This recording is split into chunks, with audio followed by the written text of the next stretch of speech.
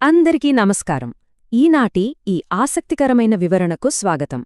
ఈరోజు మనం ఒక భలే సరదా కథను మాట్లాడుకోబోతున్నాం. మన కథానాయకుడు శ్రీనివాస్ ఆంధ్రప్రదేశ్లోని ఒక చిన్న పల్లెటూరి నుండి ముంబై మహానగరానికి బయలుదేరిన 24 ఏళ్ల ఇంజనీరింగ్ కుర్రాడు. చేతిలో ఒక పాత సూట్కేస్. అందులో ఏమున్నాయో తెలుసా? వాళ్లమ్మ ఎంతో ప్రేమగా పెట్టిన మామిడికాయ పచ్చడి, కారప్పొడి ప్యాకెట్లు, అలాగే ఆఫీస్లో ఏసీకి తట్టుకోలేక ముందే జాగ్రత్తపడి తెచ్చుకున్న ఒక అదనపు లుంగీ. వీటన్నింటితో పాటు ఐటీ ఉద్యోగం కొట్టాలనే పెద్ద కలలతో మనోడు బయల్దేరాడు. అసలు ముంబై అనగానే శ్రీనివాస్ ఊహల్లో ఏముందో తెలుసా? అచ్చం మన టాలీవుడ్ సినిమాలో హీరోలాగా ఒక మంచి ఉద్యోగం, ఒక లగ్జరీ ఫ్లాట్, ఒక అందమైన హీరోయిన్ దొరుకుతారని ఆశించాడు. ఎంత అమాయకత్వం కదూ! కానీ ముంబైలోని సిఎస్టీ స్టేషన్లో అడుగు పెట్టగానే ఆ టాలీవుడ్ గ్లామర్కి బదులు ముంబై వడపావ్ వాసన, విపరీతమైన చెమట వాసన అతనికి స్వాగతం పలికాయి. అక్కడి నుండే మనోడికి అసలైన కల్చర్ షాక్ మొదలైంది. Section 1. The ultimate professional culture shock. ఒక చిన్న ఊరి నుండి అంత పెద్ద నగరానికి వెళ్ళినప్పుడు కొత్త గ్రాడ్యుయేట్లకు ఎదురయ్యే అతి పెద్ద భయమిదే. అప్పటిదాకా తన ఊరికే పరిమితమైన శ్రీనివాస్కి నీళ్లలో నుండి బయటపడ్డ చేపలాంటి పరిస్థితి ఎదురైంది. సరే, ఇందులో పూర్తిగా మునిగిపోదాం. అసలీ కథ ఎలా సాగిందో ఇక్కడ మనకు స్పష్టంగా అర్థమవుతుంది. మొదటి రోజు స్టేషన్లో అడుగుపెట్టడం దగ్గరనుండి ఇంటర్వ్యూ, క్యాంటీన్లో జరిగిన డ్రామా, బాస్తో మీటింగ్, ఇలా ప్రతిరోజూ అద్భుతమైన, నవ్వు తెప్పించే అనుభవాలే. తనకి తెలియకుండానే ఎన్నో తప్పులు చేస్తూ ఒక కామెడీ సినిమాలా అతని మొదటి వారం గడిచిపోయింది. ముంబైలో అడుగుపెట్టిన మొదటి రోజే సిఎస్టీ స్టేషన్ బయట శ్రీనివాస్ ఒక టాక్సీ ఎక్కాడు. అప్పుడు ఆ టాక్సీ డ్రైవర్ హిందీలో కహా డ్రాప్ అని అడిగాడు, అంటే ఎక్కడ దిగాలి అని. కానీ శ్రీనివాస్కి ఆ కహాన్ అనే పదం తెలుగులో చెవి అని అర్థం వచ్చే కాన్లాగా వినిపించింది. ఇంకేముంది, నా కాన్లో ఎలాంటి నొప్పి లేదన్నా, నువ్వు బాంద్రా పోనివ్వు అని భలే కాన్ఫిడెంట్గా చెప్పాడు. ఆ డ్రైవర్కి విషయం అర్థమైపోయింది.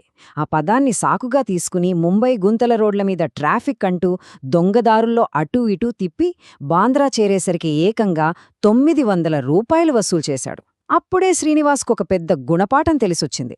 ముంబైలో టాక్సీ అంటే కేవలం వాహనం కాదు, ట్యాక్స్ ప్లస్ ఇడియసీ అని ప్రాక్టికల్గా అర్థమైపోయింది.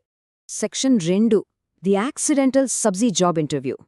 మరుసటి రోజు ఉదయం ఆ మెరిసిపోయే కార్పొరేట్ ఆఫీసులో అడుగుబెట్టిన శ్రీనివాస్కి అసలైన వృత్తిపరమైన సవాలు ఎదురైంది. అక్కడ ఈ భాష తెలియకపోవడమనేది ఎంత పెద్ద అడ్డంకో అతనికి తెలిసొచ్చింది. ఇంటర్వ్యూలో హెచ్ఆర్ మేనేజర్ శ్రీనివాస్ని చూసి, మీ ఎక్స్పీరియన్స్ ఏంటి అని అడిగింది. కాని ఆ పదం మనోడికి ఎలా వినిపించిందంటే, ఎక్స్పీరియన్స్ లేదా ఏదో కూరగాయ అంటే సబ్జీ పేర్లా అనిపించింది. అసలు ఏమాత్రం తడుముకోకుండా, నేను బిర్యానీ, దోశ చేయడంలో మాస్టర్ని, ఫుల్ స్పైసీ మసాలా ఎక్స్పర్ట్ని అని తన వంట నైపుణ్యాల గురించి గొప్పగా చెప్పుకొచ్చాడు. ఆ సమాధానం విన్న ఆ హెచ్ఆర్ మేనేజర్ అసలు నవ్వు ఆపుకోలేకపోయింది. వావ్, యునీక్ క్యాండిడేట్, నీ బిర్యానీ ఎనర్జీని కోడింగ్లో చూపించు, యు ఆర్ హైర్డ్ అని వెంటనే ఉద్యోగమిచ్చేసింది.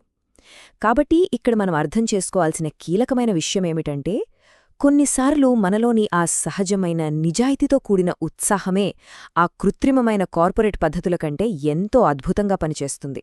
Section 3. Canteen chaos breaks the ice. సరే, ఉద్యోగమైతే వచ్చేసింది. కానీ ఆఫీస్లో తోటివాళ్లతో కలవటం, లంచ్ చేయడం అనేది కోడింగ్ రాయడం కంటే పెద్ద కష్టంగా మారిపోయింది. అసలొక చిన్న పదం ఎంత గందరగోళాన్ని సృష్టిస్తుందో చెప్పడానికి ఇదొక అద్భుతమైన ఉదాహరణ. రెండవ రోజు ఆఫీస్లో ఒక సహోద్యోగి ఒక కట్టింగ్ చాయ్ తీసుకురా అని అడిగాడు. ముంబైలో కట్టింగ్ చాయ్ అంటే సగం గ్లాసు టీ అని అందరికీ తెలుసు. కాని మనోడేమనుకున్నాడు, కట్ చేయాలా? ఓహో, బ్రెడ్ కట్ చేయాలేమో అనుకుని క్యాంటీన్లో ఉన్న కత్తి తీసుకుని ఒక బ్రెడ్ ముక్కను ఏకంగా సినిమా స్టైల్లో విపరీతంగా కోసాడం మొదలుపెట్టాడు. ఆఫీస్ వాళ్ళంతా ఆశ్చర్యంగా చూస్తూ ఆ తర్వాత పగలబడి నవ్వారు. మూడవ రోజు కూడా అచ్చం ఇలాంటి ప్రహసనమే జరిగింది. రోడ్డు మీద ఒకతను వడాపావు కావాలా అని అరిచాడు. శ్రీనివాస్కి ఆ వడా అనే మాట వాడికి షాదీ లాగా వినిపించింది.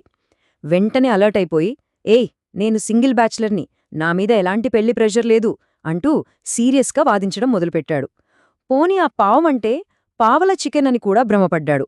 పాపం ఆ వ్యాపారి పరిస్థితి అర్థం చేసుకుని ఉచితంగా ఒక పావిచ్చి, ముందు హిందీ నేర్చుకోనాయనా అని సలహా ఇచ్చాడు. Section 4. Surviving high pressure office meetings. ఇక 5వ రోజుకొచ్చేసరికి పరిస్థితి మరింత సీరియస్ అయింది. ఈసారి మన శ్రీనివాస్ నేరుగా బాస్తోనే ఒక ముఖ్యమైన మీటింగ్లో అలుగుపెట్టాడు. మీటింగ్లో బాస్ అందర్నీ చూస్తూ ఈ ప్రాజెక్ట్ చాలా అర్జెంట్ అని ఖచ్చితంగా చెప్పాడు. మన తెలుగు కుర్రాడికి ఆ అర్జెంట్ అనే పదం యూరిన్ జెంట్ లాగా వినిపించింది. అంటే బాస్కి బాత్రూంకి వెళ్లాలేమో అనుకుని ఎంతో మర్యాదగా లేచి, "సర్, రెస్ట్ రూమ్ అటువైపుంది, వెళ్ళండి" అని దారి చూపించాడు. ఇక ఊహించుకోండి, మీటింగ్ రూమ్ అంతా ఒక్కసారిగా నవ్వులతో ఎలా దద్దరిల్లిపోయిందో. ఆఫీస్లోనూ బయట ప్రతిరోజు ఏదో ఒక పొరపాటు జరుగుతూనే ఉండేది. ఆటోవాణ్ణి కిత్నా అని అడిగితే మనోడు కిట్కాట్ చాక్లెట్ అనుకోవడం, లోకల్ ట్రైన్లో లేడీస్ కంపార్ట్మెంట్ బోర్డు చూసి కూరగాయల బెండకాయ అనుకోవడం, డబ్బావాడు గరంగా ఉంది తిను అంటే గరం మసాలా ఎక్కువేశావా అని కారంతో అల్లాడిపోవడం. ఇలా ఈ ప్రతిరోజు జరిగే పొరపాట్లు అన్నీ కూడా అతనికి ఆఫీస్లో తెలుగు ట్విస్టర్ అనే ముద్దు పేరు తెచ్చిపెట్టాయి. ఆసక్తికరమైన విషయమేమిటంటే, ఇలాంటి తప్పుల వల్లే అతను తన సహోద్యోగులకు మరింత దగ్గరైపోయాడు. ఇవన్నీ ఒక రకంగా బంధాలను కలుపుకునేందుకు భలేగా పనికొచ్చాయి. Section 5 the Hindi survival boot camp pivot. ఇక్కడే మన కథానాయకుడు కేవలం భయపడుతూ బతకడం మానేసి ముంబై నగర జీవితానికి అలవాటు పడటం మొదలుపెట్టాడు. ఇదొక గొప్ప మలుపు. ఈ వృత్తిపరమైన కల్చర్ షాక్ని ఎదుర్కోవడానికి శ్రీనివాస్ ఎంచుకున్న విధానం చాలా ఆసక్తికరంగా ఉంటుంది. మొదటి అడుగు హిందీ నేర్చుకోవడానికి ఏ రిష్తా క్యా కెహ్లాతా హై అనే టీవీ సీరియల్ను రోజూ చూడటం. రెండవ అడుగు కూరగాయల వాళ్లతో హిందీలో విపరీతంగా బేరమాడటం ప్రాక్టీస్ చేయడం. మరియు మూడవ అడుగు తనలాంటి వాళ్లకోసమున్న సౌతీ హిందీ బూట్ క్యాంప్లో చేరడం. ఫ్యామిలీ డ్రామానే నా సర్వైవల్ గైడ్ అన్నాడు శ్రీనివాస్. ఆ గందరగోళాన్ని చూసి పారిపోకుండా ఎదుర్కొన్నాడు. ఏక్ పావ్ ప్యాజ్ మద్దాల్నా లాంటి చిన్న చిన్న వాక్యాలను రోజూ సాధన చేయడం ద్వారా ముంబైలో నేను కూడా బ్రతకగలను అన్న ఆత్మవిశ్వాసం అతనికి అమాంతం పెరిగిపోయింది. Section 6 the Deepavali bash office victory.